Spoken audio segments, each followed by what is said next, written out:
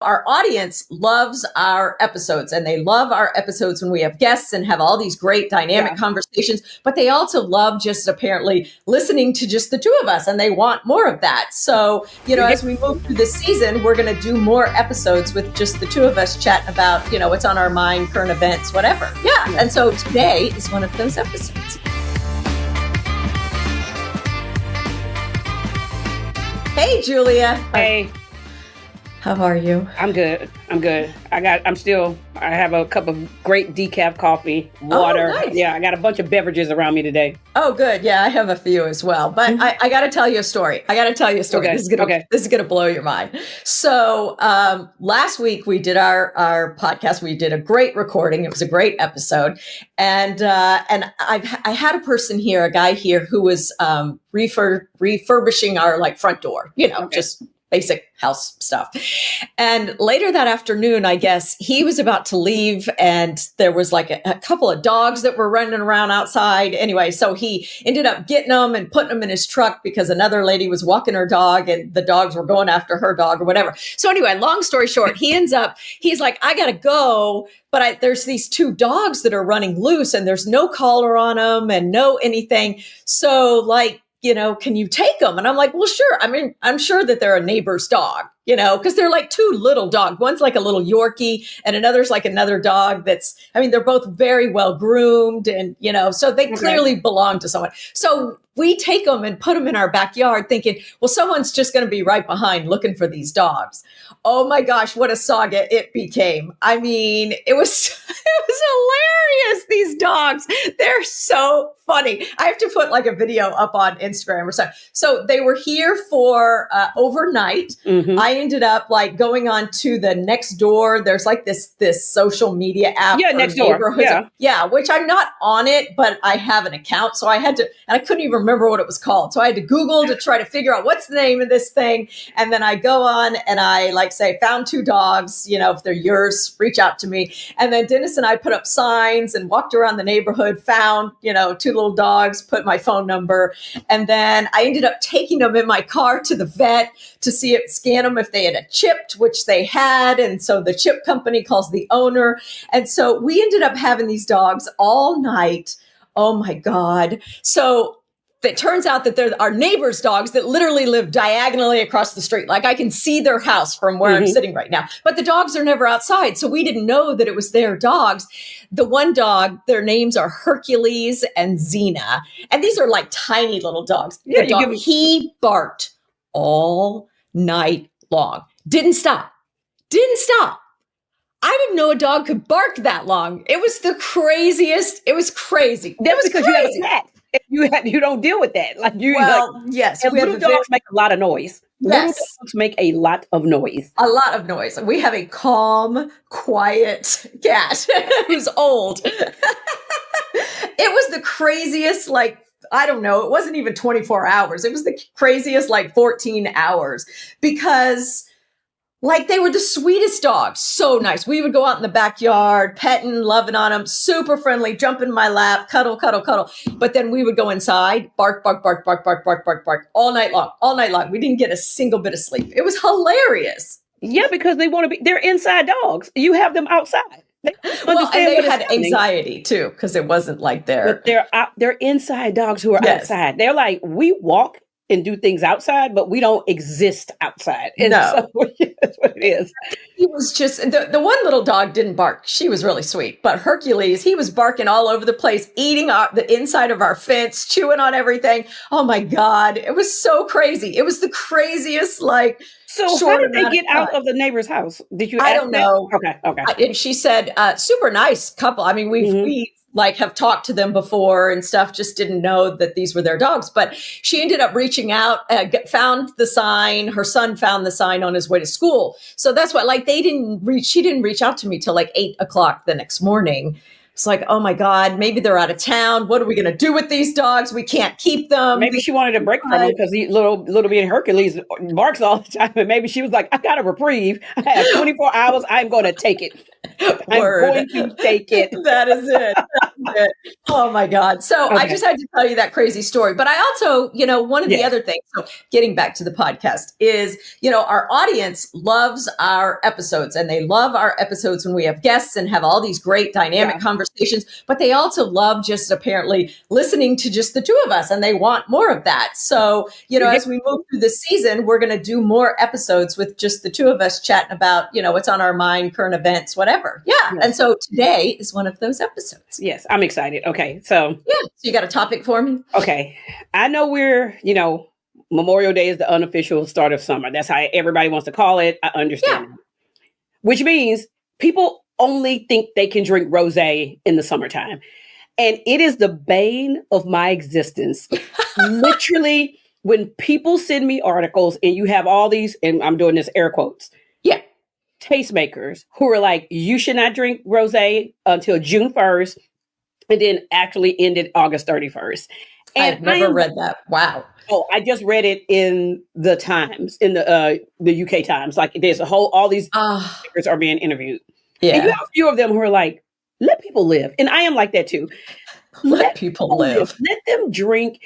It is one of those things like everybody wants to put a parameter on something that someone wants to do. It is one of those things too. Rosé is year round. I know that everybody put it on and it was Yes Ray's Rosé and it was all about summer and all about that. I like rosé year round. I like it during the holiday. I like it when it's cold. I like it when it's like freezing outside. I like it when it's hot outside. And it is one of those things that is like, this is why I think consumers don't like necessarily talking about wine with wine people is because it's so many rules, so much this, so much that, instead of going like, okay, I like rosé in March. Okay, well, we know it's coming into the market and that's how it is. And the fact of it is, I think if people had better rosé, because there's so much bad rosé out there, I think if they had better rosé, then they could actually see it as a wine to have in like the fall into the winter and all that. But it's one of those things like, I read a lot of these people send them to me too. So okay, and then like, don't read them. Read them because it's like also you make like taste is subjective, just like wine. Yeah. And some of these people, I look and I'm like, you have no taste. Like you have no taste. Like to tell people, don't do this, don't do this, don't do this, and you shouldn't do this, and all these rules. And it's like, can we just stop with the rules? Like, just can we, for a moment, the world is a hot mess, literally. Can we literally at this time just say, you know what? These kind of rules, let people drink what they want. It's one of those things like, if, you go to the south of France, they're putting ice in their rosé, like at the pool, because they're drinking it all day. I don't care what you do with wine you buy. There you go. I really don't care if that's what you want and you bought it. No, I wouldn't. No, if I'm pouring it, absolutely not. But if that's what you want to do, have at it. But it's kind of like now it's like, don't do this for Memorial Day. And you have to do this by like 4th of July. And you have to do like this. The white pants too. Like, we've moved past this. Yes. Like, no. Wear your white pants year round while you're drinking your rosé. But it goes back to white pants rosé. I know, but you'll have the fashion people, once again, air quotes, going, well, that's why they make winter white. Well, winter white is the same color as white. They will tell you it's different. I am telling you the fashion. I mean, there's cream and there's bone, but white is, My whole thing, the reason I buy white jeans is to wear them year round until they're so dingy that I literally cannot get the dinge off with bleach and whatever cleaner you try to put on in your clothes. Yeah. They're like, once again, if I want to, because I still think it's that whole after Easter, before, after Easter and, before Labor Day, kind of for some people. And my thing of it is, if you bought it, wear it. You don't want to have to look at it. Like, I don't care. I love wearing white in winter. I have this beautiful, like bright white cashmere sweater with these beautiful white wool pants. I wear them together. It's like, next time I wear them, I'm going to drink rosé. And take a photo and let the world know that it is okay to do those things. Will. Oh, yeah. Because it's just like, I think we have enough to worry about. Wearing white. Yeah, I think we have enough to worry about. And that's not it. It's just not it. But if because it's all those like, it's like, people talking about summer reads, like I'm reading, and all that. And then people are like, well, what are you drinking? Or like, you don't drink red in the summer. And I'm like, what? Like it's Yeah, all dude. the So I'm just sick of the rules. I'm sick of the wine rules. Come to Just Getting Better to break the rules. Yeah, break the rules. Drink what you like. Like, okay. I almost chose a rosé today, but I chose to push it because I just did the Big Table Farm rosé recently, and so I didn't want to do two rosés too close together. But but I have a rosé in queue that I'm going to bring that is actually, I think, a perfect rosé for year-round drinking. Because some rosé, it just kind of depends on, sometimes like people talk about, as you already mentioned, like big reds in the winter, whites in the summer. It's like, no, drink what, sometimes I love a white that's crisp and refreshing in the middle of like this cold, dark season, and rosé's the same, lift your spirits. Yeah, and I'm a big... all rosés. Some rosés really won't even have the lifespan of going into decent. I kind of feel like rosé should be a standard on a Thanksgiving table, certain rosés, gastronomical rosés, like you want that on your Thanksgiving table. Yeah, because you got all that weird food at Thanksgiving. Somebody, somebody bringing things, we know it's like a hodgepodge of flavors and everybody cooks differently and things like that. But I also feel like if you want that like gastronomic rosé, even I think people really kind of go all out for Thanksgiving, and Christmas now is a little less food-wise. It's food, but not as big as Thanksgiving. Yeah. I'm like, everybody can be happy. And you don't have to have, I need a red and I need a white and I need this and I need that. Just stick a bunch of rosé. They'll drink it. It's free. Yeah, absolutely. Well, and I know bubbles bring the party and rosé brings the smile. Oh, look at you. Rosé brings rosé. I love it. I'll drink a good rosé. So let's quit telling people how to drink rosé. Just let them drink rosé every day. Every day. Yes, rosé every day. Okay. So, all right. Well, my topic, I'm going to bring us down a little bit. I'm gonna get a little bit serious with you and our audience today. Okay. So, I've been reading the Daily Skim. Which I actually really enjoy. I just started getting it just a couple of weeks ago as we're kind of moving into this, looking for, kind of hot topics and things like that, going through it. And it's I've really enjoyed it. And so it turned me on to a topic that I actually have found great solace in, because it gave me a word and an understanding of something that I've been experiencing for a while. So I'm going to take you a little bit through a story. The word that I'm talking about is hypernormalization. But over the past few years, 2020, we had COVID. Yeah. And, the world changed, everything shut down, everything this, that. We all have been through it in our own ways. And so during that period of time, I also started kind of moving into the height of my perimenopause stage. And so I don't, sometimes, they say hindsight's 2020. And I realize that when I look back and go, oh, this is what's kind of been. And so coming out of COVID, like I said, I've been having this conversation with my therapist, with my husband, with friends. You and I have talked about it.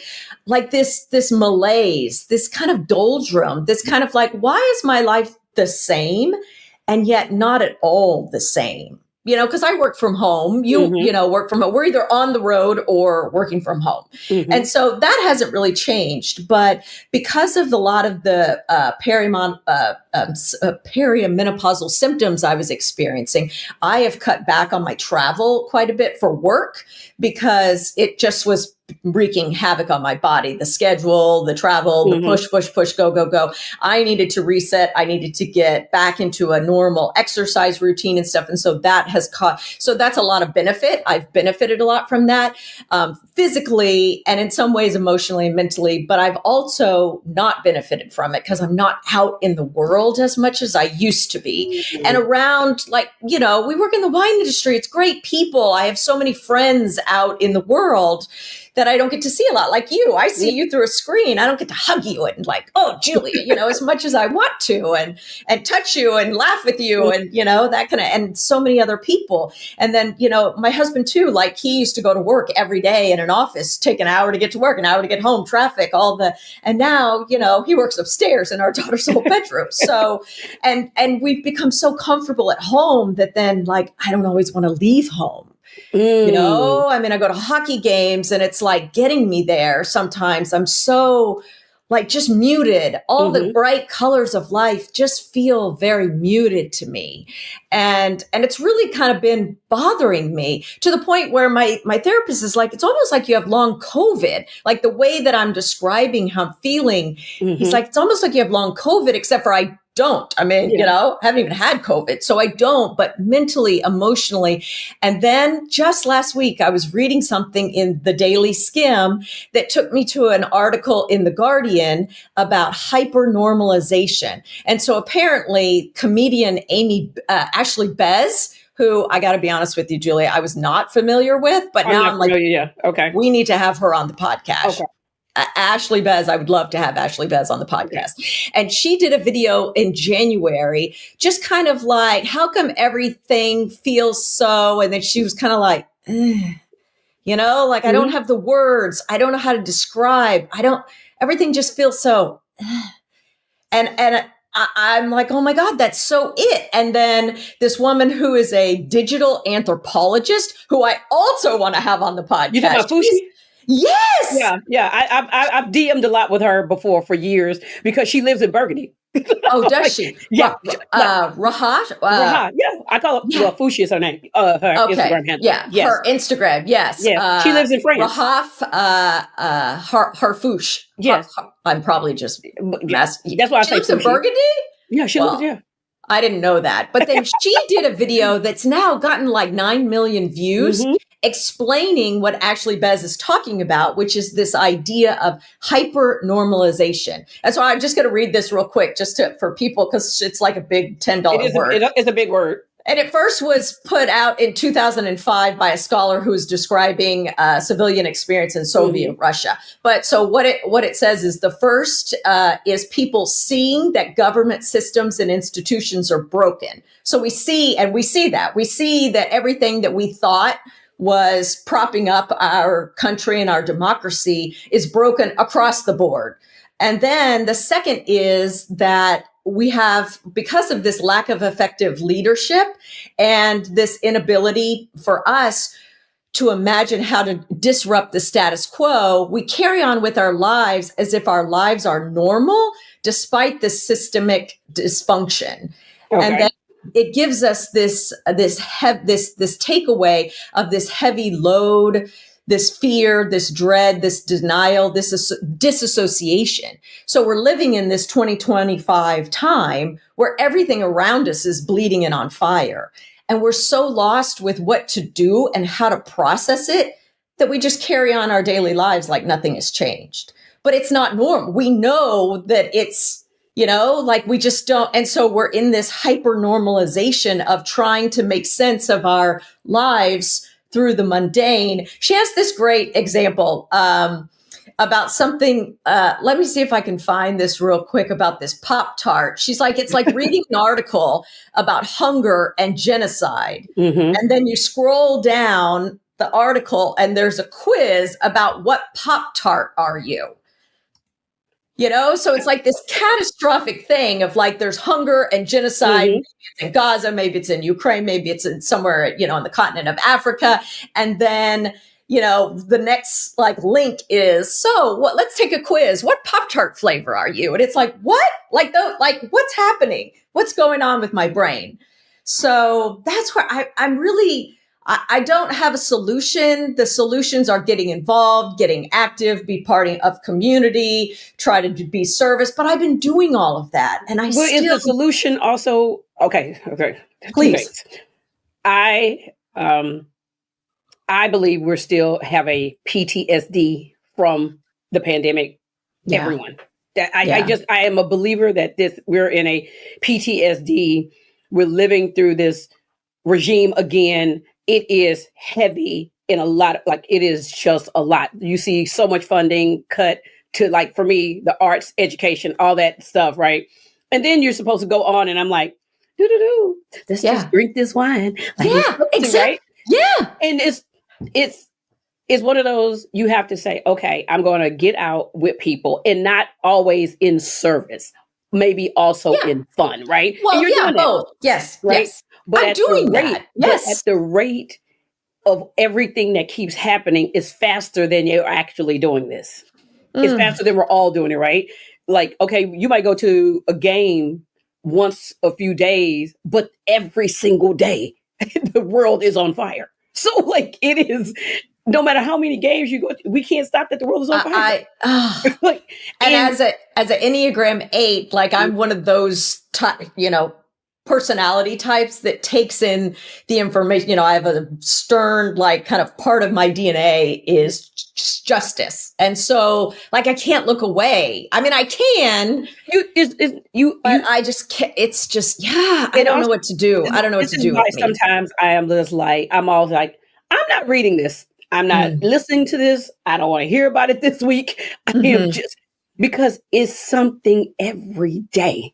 And I always am like, and you know me, I'm like the happy person. I'm usually happy. The glass is usually half full. But some days it's like, this world just feels like, oh, somebody has his literally foot on your back. Yes, it does feel like that to me. And I wonder, if some of it I'm doing to myself, because I wake up in the morning and I do my, my spiritual centering and stuff as people do.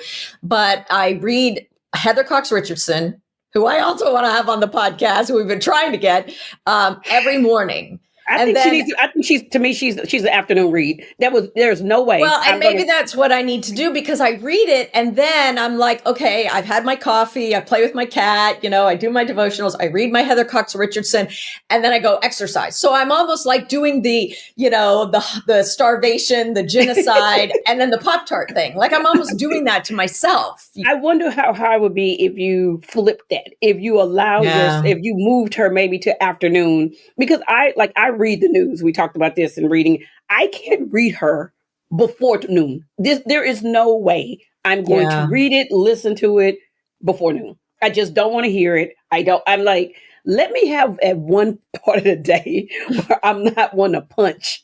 Yeah.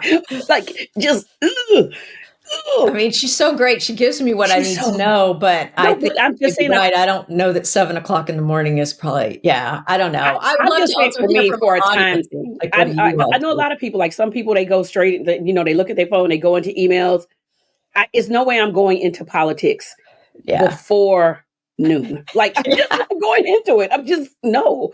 It's others. And I mean, sometimes it's hard to avoid, because maybe like when you go in your, like an article somebody sends, I still try to click on those later in the day. So my morning, at least for the first 2 hours, I'm up. Have nothing to do with that. Like just nothing. I think I'm going to have to try that. But I want to know, like from our audience, like, are you struggling with this hypernormalization, a term that I literally didn't know a week ago? So call it whatever you want. I would call it a malaise, or, kind of a melancholy. But you'll have the article, you'll have the newsletter link, and then we'll have the video in the show notes, so people can go and and maybe, I think a lot of people are like you. You don't have a word for it. And now we do. Yeah. Now we don't have a word for that. Yeah. So, okay. So can I switch gears on you? Yes. Now this is we're like slamming on the brakes and taking we're F1ing the apex here going across. So F1 movie, June 27th. Oh my God. I know my husband is going out of his mind. Me too. So we, so we're going to add to our talks, the thing on Reddit, Am I the Asshole? And so we have the Am I the Asshole segment today. I'm going to paraphrase this because it's hilarious.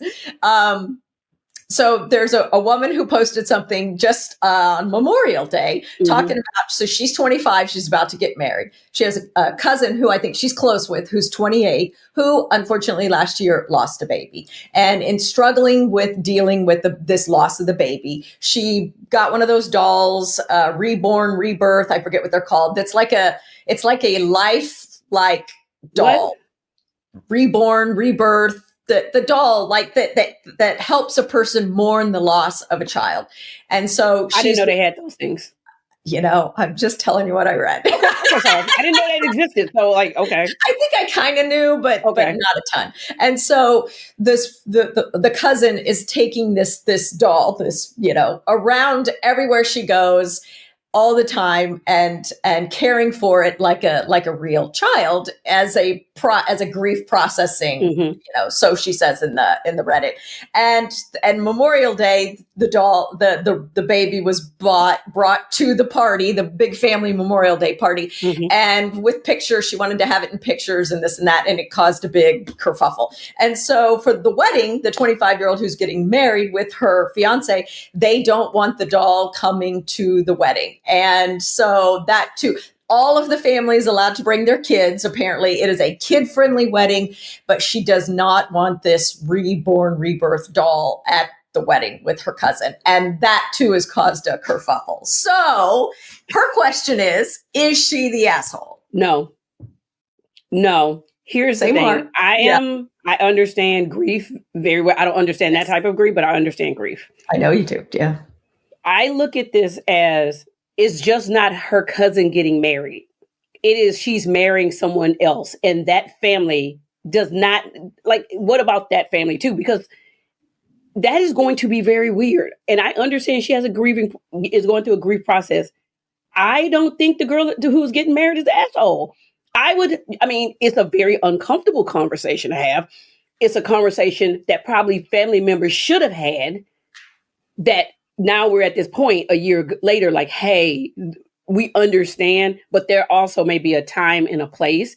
I think it's very weird for children to see that, because children, they see it and then why does she have a doll and she's an adult? Because they don't process the same way. They're not thinking that's a baby in her grief process. So why?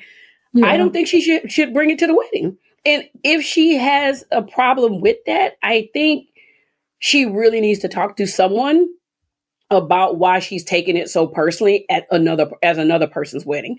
I wouldn't want that at my wedding. I'm just saying.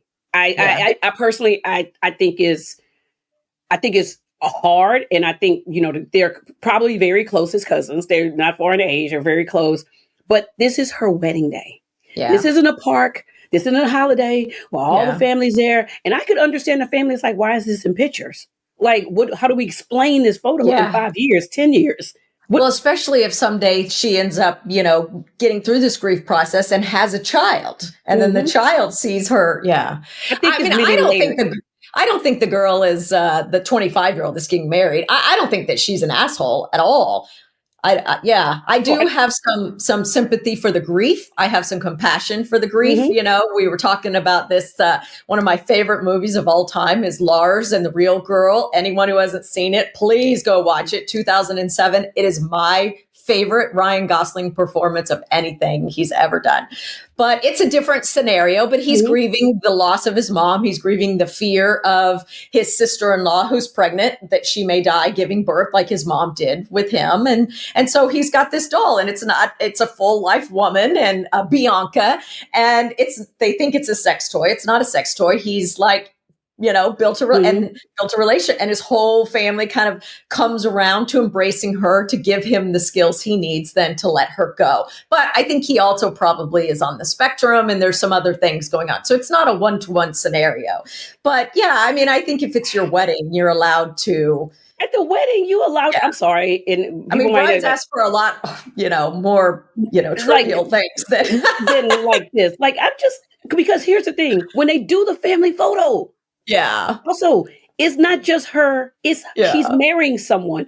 What is that family thinking? Well, exactly. She's married into that family. What if she could bring it to the wedding, but no photos? She's not going to happen. I guarantee that it sounds like it's an all or nothing kind of like, but I don't think it should be brought to the wedding. I don't think it needs to be near the wedding, near the photos, near anything. I think someone needs to really have a talk with her and say, hey, we're here with you. We know this has been hard for you. We're not discounting that, but there is a time and a place. I hope she's in grief counseling. Yeah. I hope she does too, but I hope a counselor tells her, like, this is just not that moment. Mm-hmm. This is just not that moment. So to the girl that posted the Reddit, we do not think you're not the asshole. You're not the asshole. So weigh in, audience. Let us know. Hit us up on social media, or I want to know in the comments when people see this, because drop a comment. They're gonna be just like, okay. So I have to tell you about 2 books. Okay. Yes, so we're gonna. Yeah, we got to go. Okay, so Chris Pavone, the doorman, he wrote I started reading him from the very beginning. He wrote a book called The Expats, and it's a thriller about a couple living away, and she is kind of like CIA, something like that. So he's one of my favorite writers. I love him. I love his newsletter. Every time I get it, I'm like, ooh, what is he writing now? And he has a new one called The Doorman, and it just came out. And it is one of those, he talks about like politics and what is happening in the world in a just so thoughtful and great way, but he interweaves it through this like thriller. And it's always, every time I finish one of his thriller books, I'm like, I am smarter because this man can write a really good sentence. Oh, cool. like it's just one of those, right? Yeah, yeah. And then The High Dive by Chelsea Fagan. A lot of people know Chelsea she started the website, The Financial Diet. The Finance for Women website. But we should have her on too. Yeah, she is an amazing fiction writer. Her first book was called The Perfect Vintage. Devoured this. And this one takes place on a yacht. And it's all the things like great characters, too much money, acting bad. Love it. It's like those like poolside books, but she is just also a great fiction wrter. And so those are my two books I'm currently reading right now. And that is like one of those things I just love those books. Those are the kind of books, like I'm at the point, I don't read any book that I am not going to enjoy. So like when I see these lists, 100 books you should read before you die, most of those I had to read because I'm an English literature major, never reading Ulysses again, never reading James Joyce, not any of that.